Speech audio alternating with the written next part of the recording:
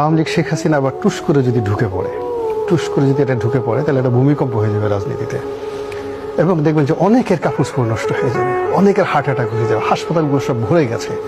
একটা চারিদিকে শুধু কান্নার রোল পড়ে যাবে, হাও মাও করে কান্না করে এ কি হলো কিয়ামত কয়দিন আর বাকি। এরকম এখন উনি হেলিকপ্টারে আসবে, নরেন্দ্র মোদীর গাড়িতে আসবে, না কিভাবে আসবে আই ডোন্ট নো, স্বপ্নে আসবে না বাস্তবে আসবে,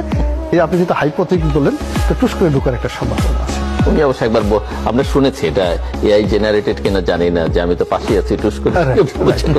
মানে আপনি যখন স্বপ্ন দেখবেন তো বড় কলাটাই দিয়া বড়টার স্বপ্ন দেখলাম, এগুলো একটা। সেকেন্ড হলো তাকে পাঠানো হতে পারে বা তাকে আনা যেতে পারে, যে শেখ হাসিনা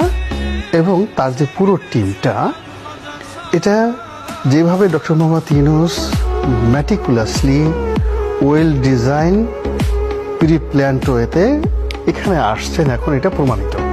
এভাবে শেখ হাসিনার প্রত্যাবর্তনটাও ম্যাটিকুলাস